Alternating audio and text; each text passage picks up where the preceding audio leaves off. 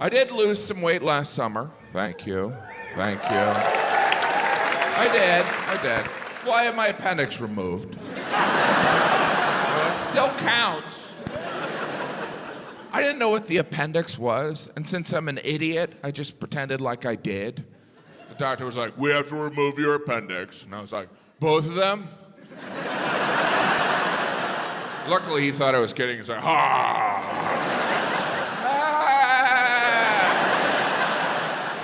I'm so grateful he didn't call me out. I don't know what it would have said, like, there's only one appendix. Oh, appendix. I thought you said lungs. To me, they sound similar because I'm dumb. I didn't know what the appendix was, but I don't feel that bad. The doctor told me science isn't even sure what the appendix does exactly. Science isn't even sure why the appendix exists. And I heard that and I was like, oh my gosh, the appendix is like a Kardashian. It is.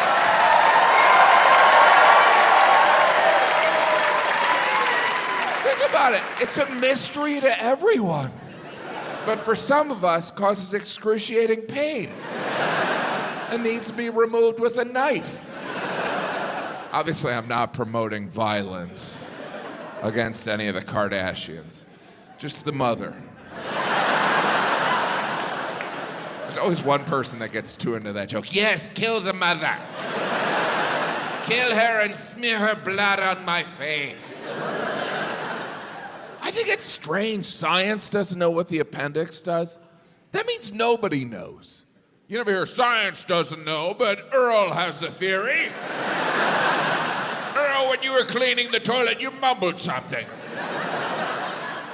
How is that an acceptable answer from the entire scientific community? Yeah, we don't know.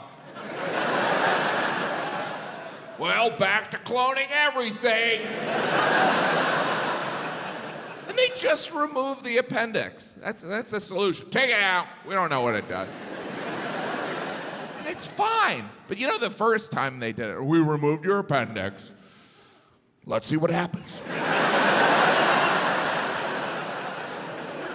I had my appendix removed in Alaska. That's not why I went there. I was on vacation with my family, and I had this sharp pain in my abdomen. And since I'm a genius, my first thought was, I pulled a muscle in my stomach. That's what I sincerely thought. See all these muscles? I thought I pulled one, doing nothing. And the pain was overwhelming. I couldn't move. My wife was like, I'm gonna go for help. But we're in a remote area of Alaska, so she just ran to nearby cabins. Eventually she came back all out of breath. She's like, I found a guy. I was like, oh good, is he a doctor? And she goes, no. I go, is he a nurse? And she goes, he's a lawyer. I guess he can do my will. So then this lawyer doctor came over, started asking me questions, and when you're in pain, all questions are annoying. He's like, do you have a fever? And I was like, are you even a lawyer?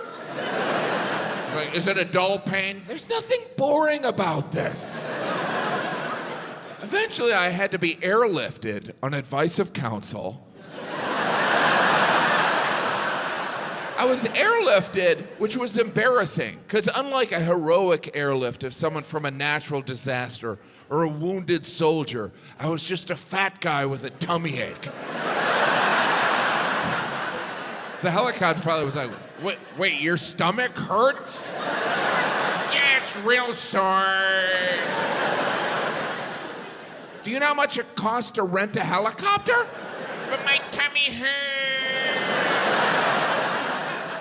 I knew it was expensive. I sat on that helicopter the entire ride, just holding my stomach and praying, please don't let this be gas. Sweet Jesus, don't let this be gas. Because if it's gas, I don't think I can return to my family. Hey kids, Daddy's back, had some gas. Took a helicopter ride. None of you wanted to go to college, did you? A little out of our price range now. We don't know what caused the gas. It might have been Daddy's 3 breakfast burritos. Pretty much a medical mystery.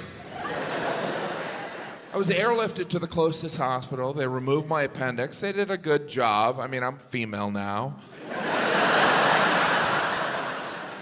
The surgeon who removed my appendix, his name was Dr. Muffaletta, which is also the name of a delicious New Orleans sandwich. And I do look like a guy who would know that. So when he introduced himself, I was like, am I being visited by the ghost of Sandwich Past? Is Nurse Po' Boy about to come in? I woke up after the surgery covered in Mardi Gras beads. No, I woke up and there was a nurse standing there and she was like, the surgery was a success. Just let me know if it hurts when you pee. And I was like, where's the appendix? How exactly did you remove it? This doesn't sound like a success at all. Then she explained right before the surgery, they inserted a catheter. I didn't know what that was, so I was like, oh, okay. Then I started piecing it together. Hurts when I pee, catheter. I'm suing this hospital. You'll be hearing from my lawyer, doctor. What monsters. If given a choice of peeing all over myself or having a tube inserted in my penis, I'll take the pee shower. I guess I'm old-fashioned, you know? Checking out of the hospital, the desk clerk was so excited. He was like, you had your appendix removed. I had my gallbladder taken out. And I was like, we should vacation together. What are the odds 2 fat Americans had surgery on their digestive system? I was released from the hospital the day after the surgery. They gave me painkillers. They also instructed me to do some walking, which I assume was part of the recovery, but it kind of felt like a commentary on my weight. Have you ever done any walking? Have you ever leaned forward and let your legs propel your fat ass? Let's take a break from your motorized scooter. And I was in Alaska, so I thought this was perfect. So I returned to my family, and we immediately went on a hike. And it was great. Alaska's beautiful. My kids were having fun. I was pretending like I enjoyed being outside. And then suddenly we saw a bear like 500 yards away, this huge brown bear, like way bigger than a gummy bear. And I was so excited because I watch nature shows, but I had never seen a bear in person. So it felt like a celebrity sighting. I was like, oh my God, I've watched you on Animal Planet. It's so much taller in person. Can we do a selfie? But unlike a celebrity sighting, there was the risk of death. Like you never hear, we're in a restaurant, Tom Hanks walked in, and then he came over and murdered my family. That never happens. But the bear was far away, so I took out my phone and I started taking pictures, and then suddenly the bear stood up, roared, and looked right at me. Started creeping towards me, tilting his head back and forth, almost like he recognized me. That guy looks like Philip Seymour Hoffman. I was terrified.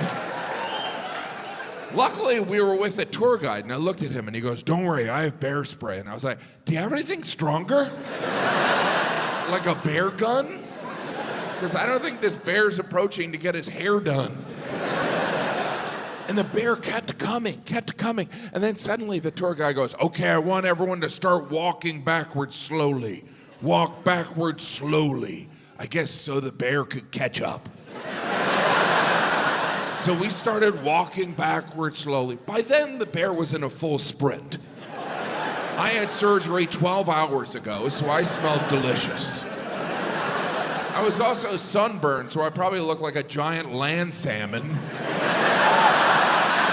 bear couldn't believe his luck. Like, I'm not gonna have to eat for a month. He was like, I'm gonna die, I'm gonna be eaten by a bear. Which is ironic, given how many animals I've eaten. So I started humming Circle of Life and continued walking backwards slowly. I should point out, it's not like we were walking backwards slowly to a car or a cabin. We were walking backwards slowly to nothing. It probably looked like we were teasing the bear, like, come and get it, Mr. Bear. You looking to get a little grizzly? Craving a little 2XL, are you? And before you knew it, the bear was upon us, and he killed us, and we died. Such a bloody mess. No, what really happened is at one point the tour guide pulled out this thing. It looked like a pen. I was like, great, he's gonna ask for the bear's autograph. And I learned later on it was a bear flare, and he squeezed it, and this tiny fireball went out towards the bear, and I was like, oh good, something to anger the bear. But the fireball bounced off the bear stopped, and then just ran the other way like it forgot something at home. And we all looked at each other like, oh my gosh, that just happened. And that's a true story. Well, most of that's true. Well, it's all true except there was no bear. Hi.